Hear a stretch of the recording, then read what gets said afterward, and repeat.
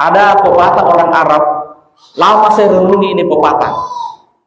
Orang Arab mengatakan begini, fa kaifa nadhunnu bil abna'i khairan iza nushi'u bi hadnil jahilah. Bagaimana mungkin engkau selaku orang tua berharap anakmu baik, berharap anakmu sukses, berharap anakmu bisa membahagiakan dunia akhirat. Iza nushi'u bi hadnil jahilah, kalau anakmu kau titip di tempat orang-orang bodoh. Dia bilang, mahal sekali Ustaz di pesantren. Sebenarnya tidak mahal dibandingkan kalau anak tak kita di rumah tak, di mana dia pembeli perusahaannya, mau dibeli data, mau di media sosialnya, mana di gamenya, mana yang lainnya, ongkosnya bolak-balik dari sekolah ke rumah, ojeknya berapa, belanjanya di sekolah. Sebenarnya kalau dikumpul itu bisa jadi lebih banyak daripada biaya di pondok. Tidak dipusingi, tidak sakit di kepala tak, siapa jemput anakku, bergaul sama siapa anakku, tidak kecelakaan jika anakku di jalan, sholat jika anakku, tidak ada yang kita pusingi. Tenang pikiran tak, malam enak tidur tak, siang enak bekerja tinggal cari uang. Pikirkan pembayarannya anak tak, itu pun pembayarannya anak tak insya Allah jadi amal dan surga tidak salah. Assalamualaikum warahmatullahi wabarakatuh.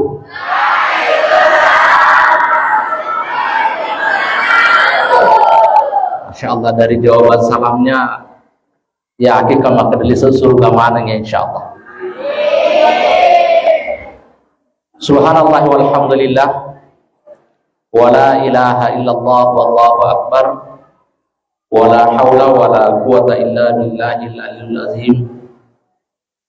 Assalatu wassalamu ala rasulina al-karim sayyidina wa maulana Muhammadin wa ala alihi wa sahbihi ajma'in, amma ba'd.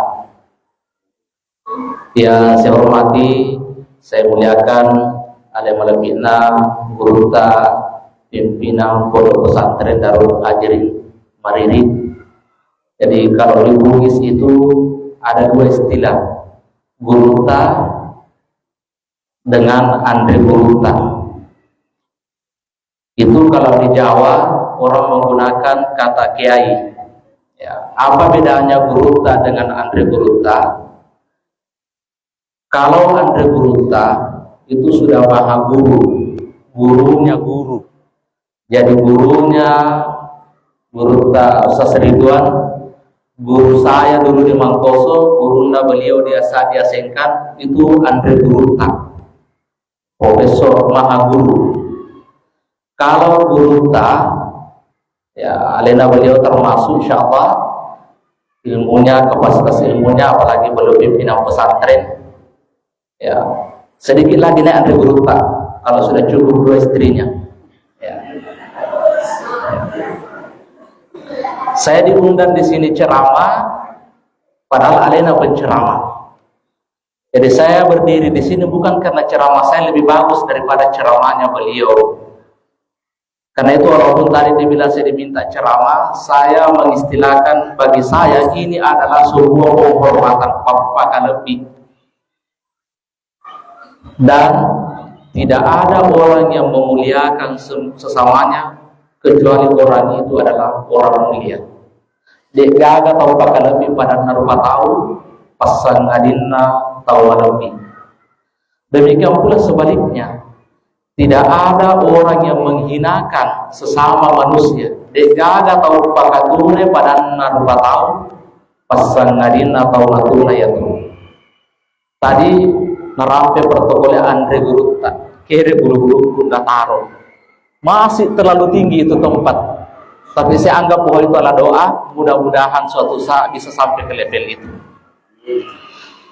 Yang saya hormati, saya muliakan para orang tua saya, tokoh agama, tokoh masyarakat. Mohon maaf tidak sempat saya sebutkan satu persatu. Teristimewa ibu-ibu majelis taklim. Kalau saya lihat-lihat dari sini, sepertinya ada banyak yang sering saya ketemu dulu waktu masih tugas di sini. Majelis taklim, cuman ada perubahan saya lihat tambah muda. Jadi banyak bisa lupa-lupa majelis taklim mana. Terakhir saya ingat sebelum saya dipindahkan ke Sampaga itu, saya mengisi majelis taklim di Tanambua. Waktu itu saya pulang kempes ban mobil saya dan saya tidak bawa ban serep, jadi saya pakai kempes mobilku sampai ke sini. Saya ingat sekali sebelum saya pindah ke Sampaga. ke Papalang. Teristimewa guru-guru kita yang siang malam mendedikasikan waktunya, tenaganya, pikirannya dalam rangka membina anak-anak generasi kita yang insya Allah kita berharap kita nanti ini bisa juga ikut di belakangnya memasuki surga Allah Subhanahu wa Ta'ala. Saya sering sampaikan, karena kebetulan ada juga anak saya di sini, walaupun dia digabung di tahfiznya, bahwa rasa-rasanya kalaupun ditakdirkan nanti ini kita orang tua, anak-anak kita ini kita ditakdirkan masuk surga, alangkah malunya kalau kita mendahului guru-guru kita di pesantren, guru-guru kita di sini yang siang malam, bahkan terkadang mereka tidak punya waktu dengan keluarganya karena mereka menyisihkan waktunya untuk membina anak-anak kita. Teristimewa anak-anak saya, adik-adik saya ini melihat santri dulu seperti ini, Pak, mengingatkan saya tahun 97 yang lalu ketika saya masuk di pesantren Mengkoso. Saya juga dulu seperti ini, dan insya Allah ini mereka-mereka nanti inilah yang kita harapkan bukan cuma di dunia tapi di akhirat akan menjadi pelopor-pelopor kita nanti.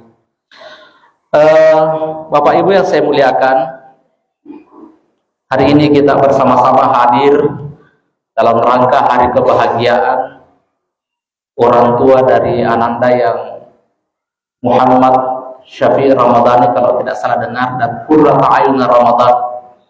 Ini nama yang luar biasa. Nabi mengatakan, innakum tad'una yaumal qiyamati bi asma'ikum wa ahsinu asma'akum. Nanti kalian akan dipanggil di hari kemudian itu berdasarkan nama kalian, maka perbaikilah nama di antara kalian. Dan ini nama tadi ini bukan cuma bagus dari segi kedengaran, dari segi makna juga insya Allah menjadi doa yang luar biasa. Tentu kehadiran kita di sini itu akan menambah kebahagiaan dari orang tua dari kedua anak kita. Dalam Islam itu ada namanya tahniah. Inilah yang kita lakukan sekarang. Jadi tahniah itu datang merasakan kebahagiaan yang dirasakan oleh saudara kita, memberikan ucapan selamat, itu namanya tahniah. Kalau kita datang ketika ada saudara kita berduka, itu namanya takziah. Jadi kalau ada orang berduka kita datang ke sana, namanya takziah. Kalau ada orang berbahagia kita datang, namanya tahniah. Jadi turut berbahagia dengan orang yang bahagia namanya tahniah, turut bersedih dengan orang yang bersedih itu namanya takziah. Dan dua-duanya adalah perintah agama, dua-duanya adalah ibadah yang insya Allah menjadi lahan pahala bagi kita. Cuma prakteknya yang banyak terjadi dalam kehidupan kita sehari-hari, bukan bahagia ketika ada orang bahagia, tapi kadang bersedih ketika orang bahagia, bahagia ketika orang bersedih. Ini yang banyak terjadi di lingkungan masyarakat kita. Bali bola namanya coklat, nah alena masemeng. Apalagi sekarang harga coklat naik. Beli kipas angin tetangganya, dia tak putar. Beli kulkas tetangganya, dia yang kedinginan. Beli pemanas tetangganya, dia yang kepanasan. Beli televisi baru tetangganya, dia yang kemana-mana jadi pembawa berita. Anu na cicil roh. Ya biar kalau na cicil kamu kan kita yang bayar apa? Ya. Beli mobil tetangganya, dia tadi dijemput ambulans. Nah, ini yang praktek sering terjadi. Padahal agama mengajarkan kita bahagia ketika ada orang berbahagia dan juga turut bersedih ketika ada orang bersedih. Tapi insya Allah di sini yang hadir saya yakin dan percaya semua yang masuk dalam kategori bahagia ketika saudaranya bahagia dan bersedih ketika saudaranya bersedih. Yang begitu tadi yang kubilang itu, yang sakit hati kalau ada tetangganya naik rezekinya itu di luar negerinya, di luar negeri jauh sekali, pokoknya di luarnya di luar negeri. Nah, bicara tentang anak, hari ini bertepatan Hari Pendidikan Nasional. Hari ini kita hadir dalam rangka akikah. Ternyata dalam Al-Quran itu Allah menyebut anak itu, memberikan istilah anak itu dalam 4 istilah. Jadi Anak dalam Al-Quran itu disebutkan dalam 4 istilah. Ini penting, menarik untuk kita pahami. Paling tidak kita selaku orang tua, termasuk saya, memberikan pemahaman kepada kita kemana arah yang akan kita tuju, kita bawa anak-anak kita. Mungkin sekaligus menjadi bahan evaluasi. Apakah selama ini arah yang kita tuju sudah tepat, sesuai dikehendaki oleh Al-Quran, dikehendaki oleh Allah, atau bagaimana? Atau memang selama ini justru sama sekali tidak ada yang arah pendidikan anak-anak kita sesuai dengan dikehendaki dalam Al-Quran. Dari keempat istilah yang dipergunakan oleh Allah dalam Al-Quran terkait masalah anak, memang itulah yang menjadi realita dalam kehidupan yang kita saksikan dalam keseharian kita. Pertama, bisa kita lihat dalam Al-Quran, Allah mengistilahkan al-mal wal banun zinatul hayatid dunia. Anak itu, harta anak-anak itu adalah perhiasan dunia. Jadi anak itu adalah perhiasan. Makanya pantas kalau ada orang punya anak itu bangga punya anak, bahagia. Ada orang derajat keluarganya naik karena prestasi yang dicapai oleh anak-anaknya. Zinatul hayatid dunia. Tetapi yang namanya perhiasan itu sifatnya hanya sementara, sehingga bisa jadi mungkin di dunia bisa menjadi kebanggaan bagi orang tuanya, bisa mengangkat nama baik keluarganya, bisa menjadi perhiasan untuk keluarganya, tetapi belum tentu bisa menjadi perhiasan nanti di akhirat. Bahkan bisa menjadi sebaliknya. Kemudian yang kedua, dalam Al-Quran Allah mengistilahkan dengan musuh. Ya ayyuhallazina amanu inna min amwalikum wa auladikum aduwwun lakum. Wahai orang-orang yang beriman, sesungguhnya di antara harta-hartamu, anak-anakmu ada yang menjadi musuh bagimu, dan ini yang paling berbahaya. Dan ini realita kehidupan kita, ada yang seperti itu. Bahkan ada orang tua tersiksa oleh sikap dan perilaku anak-anaknya. Ada orang tua bahkan dibunuh oleh anak-anaknya, dan lain sebagainya, dan lain sebagainya. Bahkan Ibnu Hajar Al-Asqalani mengatakan ada anak menjadi musuh di dunia, juga menjadi musuh di akhirat kelak. Dan ini tentu kita tidak menginginkan hal seperti itu. Kita tidak ingin anak kita menjadi musuh di dunia, lebih-lebih menjadi musuh nanti di hari kemudian. Bahkan bisa jadi ada seorang anak ketika di dunia terlihat dia rukun, damai, harmonis dengan orang tuanya. Di dunia tidak nampak sebagai musuh bagi orang tuanya, tapi di akhirat kelak justru dia menjadi musuh bagi orang tuanya.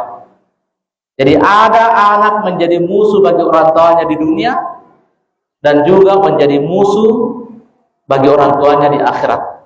Ada juga tipe anak bukan musuh di dunia, dia bisa menjadi partner yang baik, menjadi anak yang baik bagi orang tuanya di dunia, tetapi di akhirat justru berbalik menjadi musuh bagi orang tuanya. Ya. Bisa jadi seorang anak menjadi musuh bagi orang tuanya karena memang tidak dididik oleh orang tuanya sejak dini. Tidak pernah dididik pendidikan agama, tidak pernah dididik pendidikan moral, tidak pernah diberikan pendidikan akhlak. Makanya pernah ada orang tua datang mengadu kepada Sayyidina Umar bin Khattab. Waktu itu Umar presiden, khalifah. Tapi Umar sebelum menjadi khalifah dulunya adalah seorang hakim. Jadi begitu ada orang tua datang melaporkan anaknya, walaupun yang melapor orang tua, yang dilapor anaknya, Umar tidak langsung memberikan hukuman kepada anak itu. Dia panggil ini anak, ditanya. Dia bilang, orang tuamu melapor, engkau durhaka kepada orang tuamu. Kau selalu melawan orang tuamu. Kau tidak patuh kepada orang tuamu. Betulkah itu laporan orang tuamu? Tapi dia bilang ini anak sama Sayyidina Umar, wahai khalifah, betul mungkin itu yang disampaikan orang tua saya. Tetapi saya tidak mengerti apa itu akhlak. Saya tidak mengerti apa itu moral. saya tidak perlu mengerti apa itu agama. Akhirnya apa yang terjadi? Umar bin Khattab panggil itu orang tua, dia bilang, anakmu baru tahun ini berdosa kepadamu, kau sudah melapor, padahal 20 tahun yang lalu kau terlebih dahulu durhaka kepada anakmu. Kenapa? Karena engkau tidak memberikan pendidikan yang memadai, pendidikan akhlak moral yang memadai. Nah, ini salah satu pertama menjadi penyebab kenapa anak menjadi musuh bagi orang tuanya. Tetapi memang ada anak yang sudah dididik, sudah dimasukkan di pesantren, berbagai macam cara dilakukan oleh orang tuanya, tapi ternyata tetap seperti itu keadaannya. Nah, ini yang menjadi takdir kita. Dek nagaga tanggung jawab tak mati Rasulullah Allah Ta'ala. Kenapa? Tugas kita sebagai orang tua sudah dilakukan. Ini juga yang terjadi kepada Nabi Nuh. Ada anaknya Kan'an, dia tidak mau ikut kepada ajarannya Nabi Nuh, akhirnya ikut ditenggelamkan bersama dengan orang-orang durhaka pada saat itu. Nabi Nuh mengadu kepada Allah, ya Allah, anakku tenggelam. Dia bilang, Tuhan, itu anakmu secara biologis, tetapi pada hakikatnya dia bukan anakmu. Jadi ada anak menjadi musuh karena memang tidak dididik oleh orang tuanya. Ada anak yang memang sudah dididik dengan berbagai cara, didoakan, tapi tetap seperti itu sudah di luar kewenangan kita. Insya Allah lepas tanggung jawab tak. Kemudian dalam Al-Quran juga disebutkan ada juga anak sebagai fitnah. Nah, tentu fitnah di sini bahasa Al-Quran tidak seperti fitnah yang sering kita pakai dalam bahasa keseharian kita. Fitnah biasanya kita dibilang fitnah kalau natuduki orang. Ya. Fitnah yang dimaksud menurut ulama kita, khususnya Wahbah Zuhaili, mengatakan fitnah yang dimaksud di sini adalah ujian.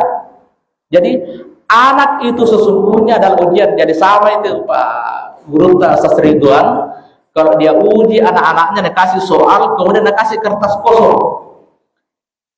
Yang dinilai di situ bukan kertasnya, tapi jawaban anak-anak itu. Itulah anak-anak kita, ujian yang diberikan oleh Allah. Makanya Nabi mengatakan begini, kullu mauludin yuladu ala fitrah. Semua anak-anak itu fitrah, suci, bersih, sama dengan kertas kosong dikasih ke orang tua. Kemudian kita lah orang tua yang mengisi apa yang kita mau isikan. Dia bilang Nabi, fa abawahu yunassiranihi au yumajjisanihi au yuhawidanihi. Jadi apa isinya itu kertas yang kosong, tergantung kita orang tua yang mengisi. Jadi ujian bagi kita anak itu adalah ujian yang akan dipertanggungjawabkan nanti di hari kemudian. Kalau kita lulus dengan ujian itu, kita didik anak-anak kita dengan baik, maka insya Allah akan mengangkat derajat kita. Asal mematandre nilainya. Tapi kalau kita gagal selaku orang tua mendidik anak-anak kita, maka turun nilainya kita di hadapan Allah. Ya. Jadi memang hari ini Guru Sastri Ridwan menjadi pimpinan pesantren itu bukan semata-mata karena prestasinya Ustaz Ridwan, tapi inilah bukti keberhasilan orang tuanya. Kalau dulu tidak orang tuanya tidak rela berpisah dengan anaknya dikirim ke Asadia, walaupun mungkin siang malam menangis, nah ingat bagaimana di sana anakku. Kalau orang tuanya dulu tidak pernah rela menderita, rela menangis bersedih karena dia kirim anaknya ke pondok, hari ini beliau tidak akan jadi pimpinan pondok. Kalau mau lihat di mana keberhasilan kita hari ini, lihat nanti bagaimana anak-anak kita. Disitulah prestasinya kita. Belum ada prestasi kita hari ini. Itu adalah prestasinya orang tua kita. Apa yang kita capai hari ini, itulah bukti keberhasilan orang tua kita. Saya yakin dan percaya penderitaannya Sastri Ridwan ke pondok dulu, itu belum seperti sekarang. Kalau rindu ke anak tak bisa ditelepon, bisa ke video call. Dulu kita, saya dari Sinjai ke Mangkoso, Pak, itu kayak ada buat ke orang tua tak. Kadang kirim surat ke kampung, duluan sampai daripada surat. 2 bulan dikirim surat, baru sampai 2 bulan kemudian. Saya yakin dan percaya itu yang dialami oleh beliau. Tapi seperti itulah pengorbanan perjuangan orang tua kita. Nah, kalau tidak ada orang tua yang rela menderita untuk anak-anaknya, itu yang sulit. Nah, banyak orang tua ditanya kenapa tidak dikasih masuk pondok anak, anak bilangnya tidak bisa, gak berpisah Ustaz. Ya. Tidak kukuai kasih apa mau makan anakku di sana. Kalau tidak berani ambil risiko seperti itu susah. Karena begini, Nabi juga itu dulu seolah-olah dipesantrenkan oleh ibunya. Dari kota Mekah dikirim ke pedesaan. Dia pelihara oleh perempuan yang namanya Halimatus Sa'diyah. Itu rela berpisah pada saat dia masih bayi. Nabi Ibrahim itu Ismail yang insya Allah tidak lama lagi kita Idul Adha ini pasti kisahnya akan banyak kita angkat. Itu juga ditinggalkan di kota Mekah. Waktu itu belum jadi kota, ditinggalkan oleh Ibrahim bertahun-tahun berdakwah di jero. Apa namanya? Kalau mau ke anak tak berhasil, insya Allah harus memang tuh pakai tega-tega sedikit sebagai orang tua. Lebih baik menangis karena berpisah ke anak tak masuk pondok daripada menangis karena anak tak melakukan kejahatan di luar, bermasalah anak tak, diproses anak tak dan lain sebagainya. Karena itu ujiannya kita orang tua, disinilah anak sebagai ujian. Memang berat Pak Ibu, saya kelas 4 anak saya kirim ke Makassar ke pondok. Semakin enak makanan semakin tidak bisa dimakan. Tetapi insya Allah semua penderitaan upaya itu insya Allah akan berbuah kebaikan. Yakin dan percaya tidak akan disia-siakan. Sekecil apapun upaya jadi upaya penderitaan kita dalam rangka pendidikan anak-anak kita, insya Allah tidak akan ada yang sia-sia. Kemudian yang keempat, kata Al-Quran tentang anak itu sebagai qurratu a'yun. Allazina yaquluna rabbana hab lana wa azwajina qurratu a'yunin. Sama dengan anak yang diakikah hari ini. Qurratu a'yunin. Kalau tadi zinatun itu hanya sampai di dunia, penyejuk sampai dunia. Tapi kalau mau yang sampai akhirat tetap menjadi perhiasan, menjadi qurratu a'yun, penyejuk pandangan, memberikan kebahagiaan dunia akhirat. Rahasianya didik anak dengan pendidikan agama. Ada pepatah orang Arab, lama saya renungi ini pepatah. Orang Arab mengatakan begini, fa kaifa nadhunnu bil abna'i khairan iza nushi'u bi hadnil jahilah. Bagaimana mungkin engkau selaku orang tua berharap anakmu baik, berharap anakmu sukses, berharap anakmu bisa membahagiakan dunia akhirat. Iza nushi'u bihadnil jahilah, kalau anakmu kau titip di tempat orang-orang bodoh. Disimpang anak tak di rumah, kerjanya hanya main HP setiap hari. Akhirnya sekarang ada istilah generasi apalagi Free Fire. Ramadan kemarin saya Dewan Hakim di 5 MTQ. 5 MTQ, saya hitung-hitung dari semua MTQ itu lebih 300 peserta. Saya ambil daftarnya, saya lihat, saya jumlah semua lebih 300 peserta. Sedih rasanya Pak Ibu. Anak-anak kita bacaan Al-Qur'annya, Masya Allah, tidak ada yang beres. Tidak ada seperti bacaannya anak-anak yang tampil di sini. Saya berpikir inilah dampaknya game online sekarang. Makanya kalau mau selamat anak dari pengaruh kemajuan teknologi, Pak, satu-satunya tempatnya di pesantren. Tidak ada mikala enak kalau masuk pesantren anak tak. Apa enaknya? Satu, tidak perlu lagi pikirkan ibadahnya anak tak. Tidak perlu lagi sembahyang di rumah atau tidak. Tidak perlu lagi pikirkan pendidikannya anak tak. Insya Allah di pesantren itu, karena saya ini pernah rasakan, siang malam kita memang belajar di pekerjaan, tidak ada yang lain. Paling membolaki. Begitu indahnya di pesantren, bukan cuma pelajaran agama kita dapat, bagaimana bermasyarakat, bersosial, kita ketemu dengan teman-teman kita dari berbagai suku. Alhamdulillah saya sekarang Pak, kalau perjalanan ke Makassar, di mana saya singgah di situ ada teman saya. Jadi jarang singgah di warung. Kutelepon saja, ayo mau Pak lewat saudara. Nah bilang lepak tuh, atur-atur balik ke jauh, itu minta aku tunggu-tunggu. Bahkan terkadang perjalanan saya rencananya 1 hari, terkadang 3 hari berapa pindah ke bermalam, Nabi bakar ikan kita dulu baru lanjut. Inilah manfaatnya pesantren. Kita tidak perlu lagi pusing bagaimana nih anakku belajarnya, bagaimana nih anakku salatnya. Tidak khawatir makin bergaul sama siapa anakku. Tidak perlu lagi kita khawatirkan itu, nyanyi tidur tak di rumah tak. Dia bilang mahal sekali Ustaz di pesantren. Sebenarnya tidak mahal. Dibandingkan kalau anak tak kita di rumah tak, di mana dia pembeli perusahaannya, mau beli data, mau media sosialnya, mana gamenya, mana yang lainnya. ongkosnya bolak-balik dari sekolah ke rumah, ojeknya berapa, belanjanya di sekolah. Sebenarnya kalau dikumpul itu bisa jadi lebih banyak daripada biaya di pondok. Tidak dipusingi, tidak sakit di kepala, siapa jemput ya anakku, bergaul sama siapa anakku, tidak kecelakaan jika anakku di jalan, sholat jika anakku, tidak ada yang kita pusingi. Tenang pikiran tak, malam enak tidur, tak siang enak bekerja, tinggal cari uang. Pikirkan pembayarannya anak tak, itu pun pembayarannya anak tak insya Allah jadi amal dalam surga, tidak salah-salah nih. Kalau dikasih pembeli pulsa anak tak, bisa jadi pakai judi online. Tapi kalau dikasih biaya anak tak ke TPA, ke pesantren sekolah, menesan makin di surga. Saya waktu di pesantren dulu, saya pernah dengar guru saya bilang begini, tidak ada caranya seorang anak yang bisa dilakukan untuk membalas jasa orang tuanya, kecuali cuma satu. Jadi cuma satu yang bisa dilakukan oleh seorang anak untuk membalas jasanya orang tuanya. Apa itu? Ketika anaknya menjadi penghafal Al-Quran. Cuma itu katanya. Biar berapa harta kita kasih orang tua, itu tidak akan seimbang nanti. Bagaimana jasanya orang tua, tidak akan mampu membalas jasanya orang tua.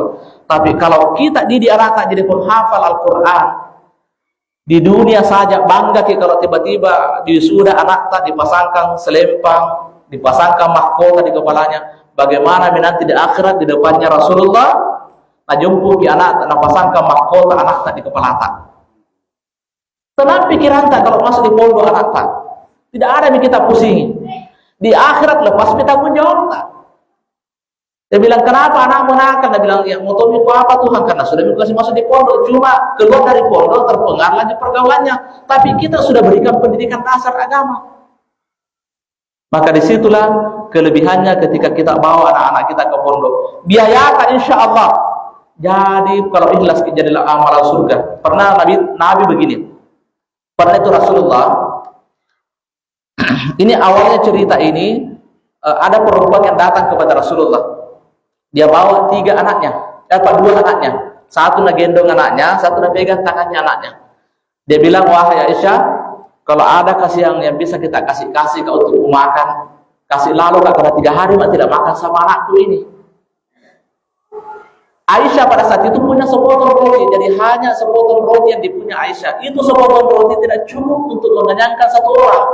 Tapi karena cuma itu yang dia punya Aisyah, nah kasih ini ibu, tapi ini dia punya ibu. Nambil itu ibu roti, nah potong 3 itu roti. Sepotong nak kasih anaknya yang nagendong, sepotong nak kasih anaknya yang pegang tangannya, sepotong dia simpan untuk dia makan sendiri. Apa yang terjadi? Karena anak ini sudah kelaparan, begitu dikasih roti dia langsung kasih masuk mulutnya habis. Yang dipegang tangannya juga begitu. Karena ini yang dipegang anak tangannya sudah pintar bicara, sudah bisa ngomong sama mamanya. Dia tanya mamanya, mama masih lapar kak? Masih bisa aku minta itu sepotong roti di tangan tak? Apa dia bilang ini mamanya ini anak? Dia bilang ambil minyak, masih kenyang kak saya. Jadi dia kasih lagi sepotong roti itu dikasih anaknya, berarti sudah 3 hari tidak makan. Dia bilang ambil minyak, masih kenyang kak saya. Melihat situasi itu Pak Aisyah menangis. Kenapa Aisyah menangis? Terlintas di pikirannya Sayyidah Aisyah, begitulah pengorbanan orang tua kepada anak. Banyak orang tua rela tidak makan enak, tidak beli ikan. Yang penting apa? Yang penting ada kasih biayanya anakku di pondok. Banyak orang tua rela tidak pakai baju baru, bahkan lebaran tidak pakai baju baru, tidak pakai kerudung baru. Kenapa? Yang penting kasihan anakku bisa pakai baju baru, bisa anakku bisa masuk pondok, biayanya anakku kupikirkan. Itulah membuat Aisyah menangis. Ini kalau kita ingat-ingat ke belakang Pak Ibu, saya yakin dan percaya kita tidak bisa menghitung bagaimana dulu perjuangannya orang tua kita. Berapa banyak keinginannya orang tua kita ditunda untuk apa? Yang penting kita anaknya bisa sukses berhasil. Tidak bisa kita ukur itu. Saya yakin dan percaya Ustaz Ridwan ketika masuk pondok, ada banyak keinginannya orang tuanya dia tunda. Kenapa? Yang penting anakku bisa di pondok. Orang tua kita pasti tidak bisa kita ukur. Tapi kita yang sudah orang tua hari ini, yang sudah punya anak, mungkin kalau adik-adik saya ini belum bisa paham itu. Kalian belum bisa paham bagaimana pengorbanannya orang tua sehingga kalian duduk di sini di pondok ini. Makanya jangan sia-siakan kesempatan ada di pondok ini. Orang tuamu di sana berdarah-darah cari uang. Siang malam tidak kenal waktu, hujan atau panas. Bagaimana supaya kalian bisa sekolah di pondok? Maka jangan sia-siakan orang tuamu. Saya paling sedih kalau melihat santri yang merokok. Kenapa saya sedih kalau melihat orang santri merokok? Saya dulu Pak pernah merokok. Kenapa saya berhenti merokok? Hanya ada satu kata yang saya dengar dari guru saya di pesantren. Dia bilang, guru saya, waktu kecil yang kau isap adalah air susunya ibumu. Kalau hari ini kau masih merokok, kau di pondok, kau sekolah, kau merokok, sadar atau tidak sadar, yang kau isap adalah tulangnya orang tuamu, darahnya orang tuamu. Orang tuamu kerja banting tulang di sawah, di kebun, kau enak-enak mengisap itu rokok. Alangkah berdosamu sebagai anak. Orang tuamu kerja banting tulang, kau mengisap tulangnya orang tuamu. Dan disitulah saya bersumpah berhenti merokok, dan alhamdulillah sampai saya berhenti merokok. Maka manfaatkan biaya yang dikasih orang tua, belajar dengan baik. Hari ini kita selaku orang tua pasti merasakan bagaimana beratnya menjadi orang tua. Kadang kita tidak bisa beli baju baru, bahkan kadang kita tidak bisa beli beras, tengah mati beli beras. Kenapa? Kita rela menderita seperti itu apa? Yang penting anak-anak saya bisa sekolah di pondok. Aisyah menangis melihat itu. Bagaimana perjuangan seorang ibu, perjuangan seorang ayah yang rela menderita, rela menunda keinginannya. Yang penting apa? Yang penting anak-anaknya. Begitu Aisyah menangis, tiba-tiba Rasulullah datang. Kaget Nabi, dia bilang, ada apa ini? Kenapa dia menangis semua? Dia bilang, Aisyah diceritakan kepada Nabi, saya baru menyaksikan bagaimana perjuangannya orang tua yang rela menahan lapar, yang penting anaknya kenyang. Ini adalah sebuah gambaran bagaimana pengorbanan orang tua yang rela menunda keinginan, yang penting anaknya bisa berhasil. Ini yang membuat saya menangis ya Rasul. Apa kata Rasulullah? Tidaklah orang tua berjuang, bekerja keras, bahkan rela menderita, yang penting membiayai anak-anaknya, menafkahi keluarganya, melainkan itu semua akan menjadi penghalang baginya dari sisaan api neraka, sekaligus akan menjadi jalan baginya menuju surga Allah Subhanahu wa Ta'ala. Maka jangan pernah merasa menderita, merasa menyesal hanya karena biayanya pendidikannya anak-anak. Insya Allah itu semua yang mungkin tangisan tak hari ini, keringat tak hari ini, untuk biayanya anak-anak itu yang akan melapangkan perjalanan menuju surga Allah, yang membuat kita tersenyum, bahagia, merasakan kebahagiaan yang belum pernah kita rasakan di dunia. Penderitaan hari ini akan terhapus oleh kebahagiaan yang akan kita rasakan, bahkan seolah-olah kita lupakan penderitaan itu, karena begitu besarnya kebahagiaan yang Allah siapkan ketika kita menafkahi, membiayai anak-anak tadi pesantren. Makanya jangan ragu, kalau mau anak tak qurrata a'yunin, menjadi penyejuk hati dunia akhirat, maka kuncinya didik anak tak dengan pendidikan agama. Tidak bisa dididik di rumah tak karena susah, karena sibuk, bawa ke pesantren. Fokus ke kerja pekerjaan tak, biarkan Ustaz Ridwan dan kawan-kawan yang ngurusi anak tak di sini. Tinggal kita pikir kebiayaan anak tak. Insya Allah anak tak menjadi qurrata a'yun, mengantarkan orang tuanya masuk surga. Biaya-biaya tak juga akan menjadi lahan sedekah bagi kita untuk dunia dan akhirat. Nabi itu pernah bertanya begini.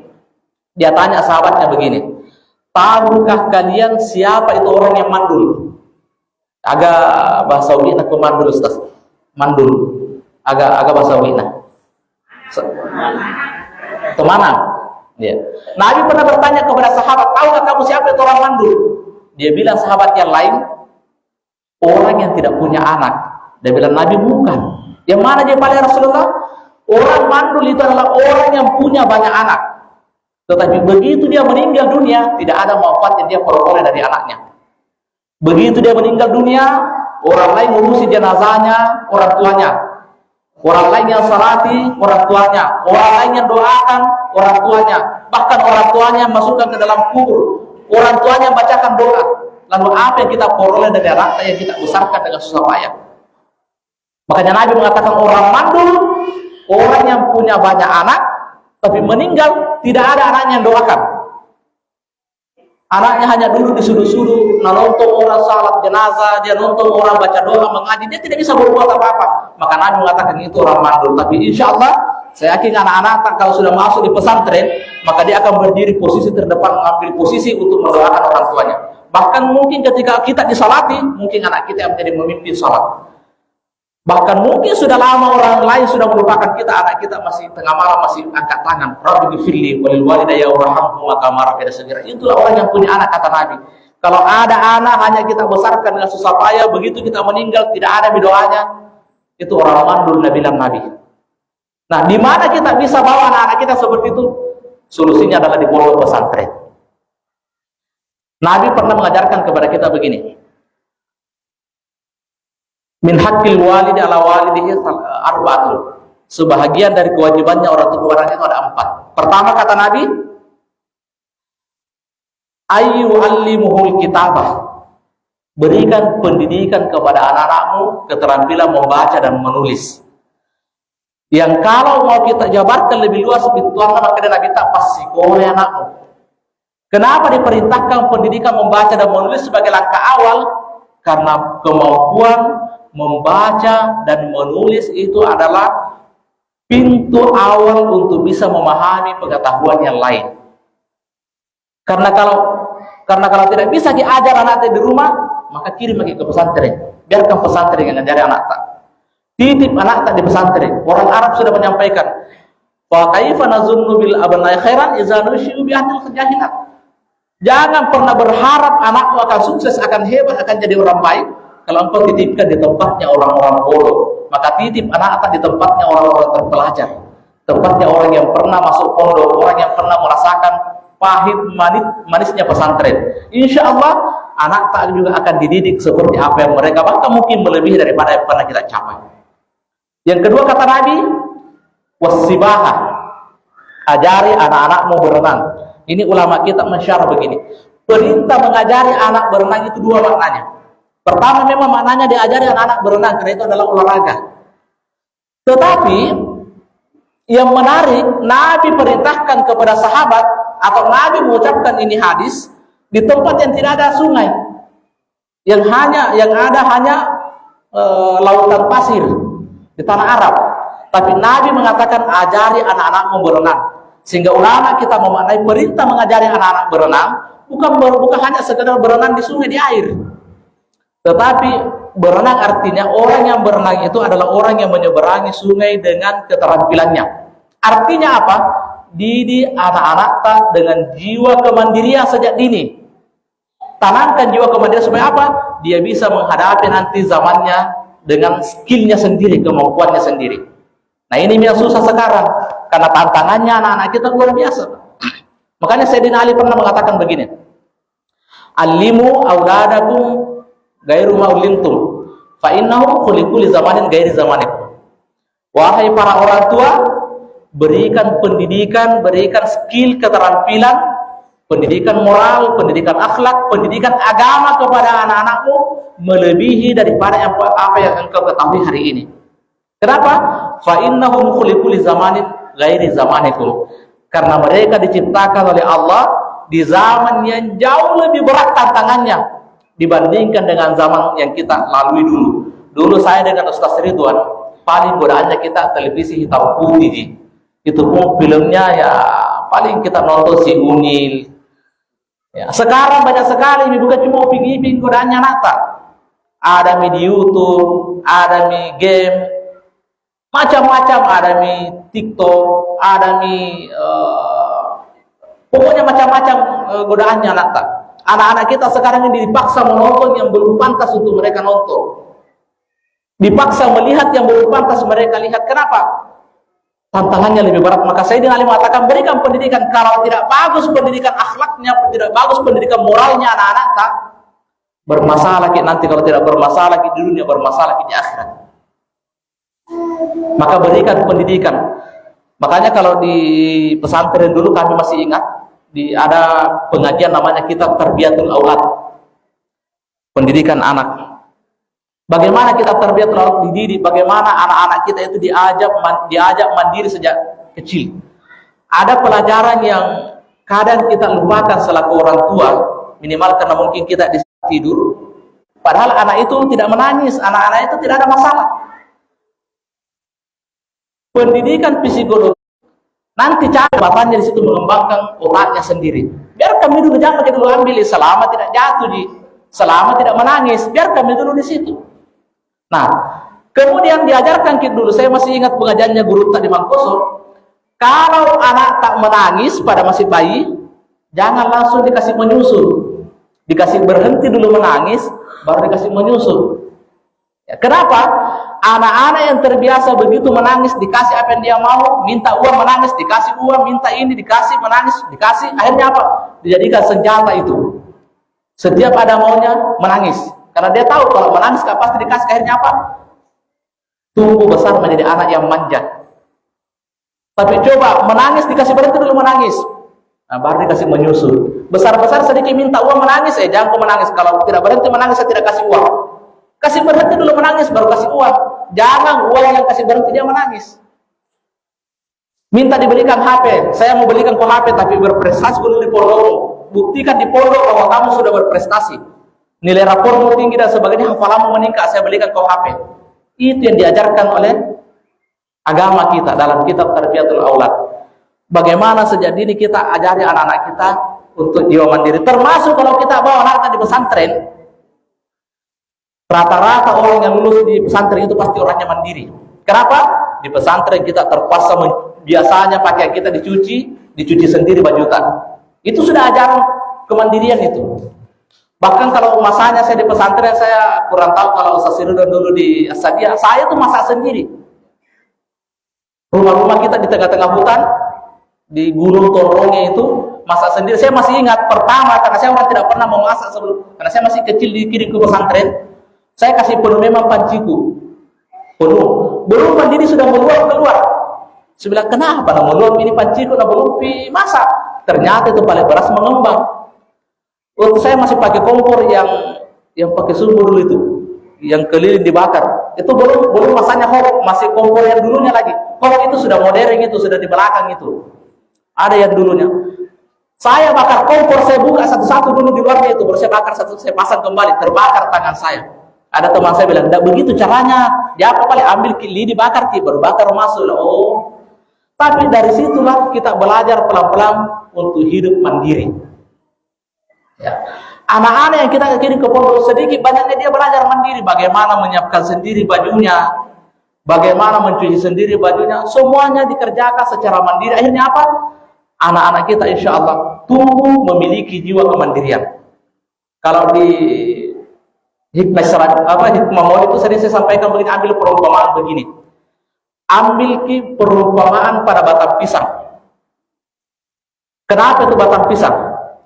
Itu batang pisang bagaimanapun bagusnya kualitasnya, ini pohon pisang satu rumpun, kualitas buahnya bagus, tapi kalau tidak dia hidup di rumputnya, nanti bisa berbuah kalau sudah ditebang induknya yang berbuah. Pasti begitu batang pisang, nanti berbuah anaknya lagi kalau sudah ditebang induknya. Tapi coba-coba gitu batang pisang kita ambil, pindahkan dari tempatnya induknya, tanam ke ini, tunasnya kemana-mana. Insya Allah beberapa bulan ke depan kita panen secara bersama induknya dengan anaknya. Apa artinya ini? Kalau mau coba sukses anak tak didik sejak awal untuk mandiri. Karena kalau tidak pernah merasakan penderitaan anak tak, selalu hanya dimanja dengan kasih sayang, apa dia mau dikasih, semua dilayani, dikerjakan oleh orang tuanya. Begitu orang tuanya tidak ada meninggal dunia, baru merasakan bagaimana penderitaan hidup. Baru belajar cari uang. Akhirnya apa? Dulu orang tuanya sukses, dia hanya bisa dijual sedikit-sedikit barangnya, orang tuanya bangkrut, bangkrut kekayaan orang tuanya. Kenapa? Karena sejak awal tidak diajari bagaimana menderita, bagaimana bekerja mencari uang. Tapi kalau sejak awal anak kita kirim ke pesantren, dia sudah berpikir bagaimana caranya kita menjalani hidup ini. Insya Allah mudah-mudahan belum pakai pensiun, kalau memang pegawai masih kuat bekerja, kalau petani anak tak sudah tumbuh mandiri, sudah bisa juga cari uang. Maka didik anak tak memiliki jiwa kemandirian. Kemudian perintahnya Nabi yang kedua adalah ketiga adalah warrimaya. Apa warrimaya? Memanah. Apa pesan moral dari perintah mengajari anak-anak kita memanah?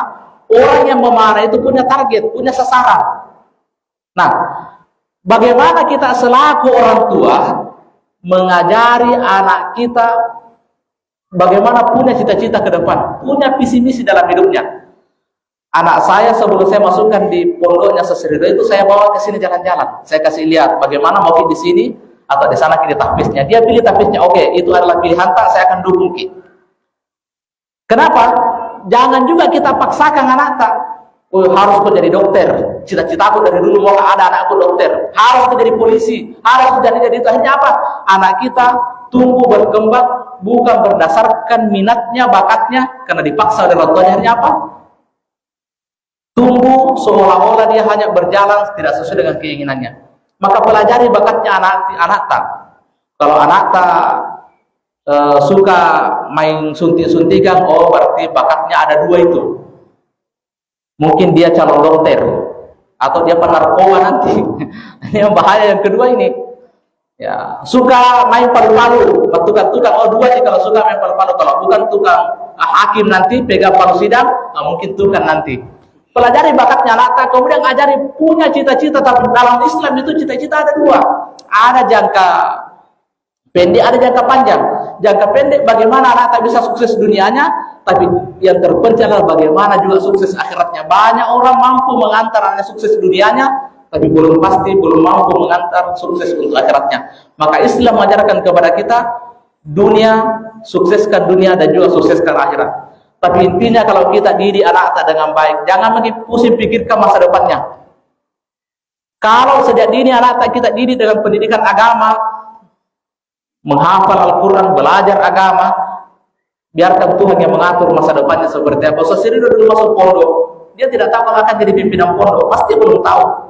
Urusan kita belajar, adik-adik sekalian, tidak usah pusing mau jadi apa nanti, itu urusan di belakang Tuhan yang ngatur. Intinya isi potensi diri tak dengan baik. Karena kalau ada kualitas tak, insya Allah bukan kita yang cari pekerjaan yang cari kita. Tapi kalau ada ijazah tidak ada skill keterampilan, kemana-mana ke bawah belum tentu dapat di pekerjaan. Minimal kalau jago di khutbah, jago di ceramah, tinggal aktifkan HP. Nanti pergi orang datang ceramah. Kenapa? Ya dibilang apa pekerjaan tak? Simatupan. Apa itu simatupan? Siap malam tunggu panggilan. Ya. Saya kemarin hari libur. Biasanya saya kalau hari libur itu tidak pernah aktif HP ku.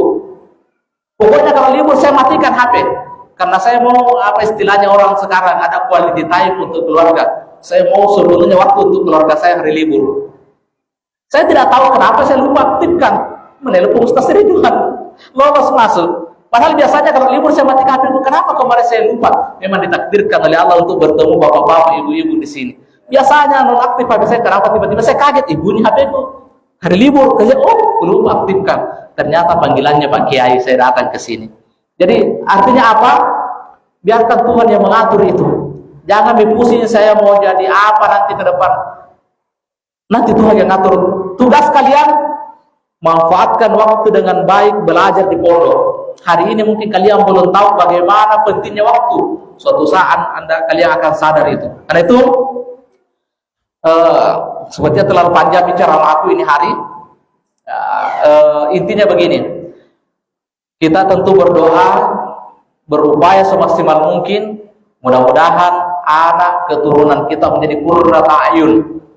Insya Allah bukan hanya menjadi perhiasan di dunia, tapi insya Allah lebih-lebih nanti di akhirat akan menjadi penyejuk bagi kita. Dan salah satu untuk menciptakan anak yang soleh, yang qurrata a'yun, insya Allah jangan makin ragu bawa anak tak ke pondok pesantren, termasuk di pesantren. Cuma ini saya dengar Ustaz Ridwan tadi bilang nabatasi tahun ini karena kewalahan tempat. Tapi insya Allah banyak pendaftar tak masuk, berarti banyak tuh nanti jalan membuka kaki Tuhan insya Allah, yakin dan percaya. Apalagi di sini banyak orang-orang pesantren kita, kalau bersatu semua insya Allah akan ada banyak jalan. Saya kira ini bukan ceramah, tetapi mungkin hanya sekedar pengingat bagi saya dan mudah-mudahan juga bermanfaat kepada kita semua.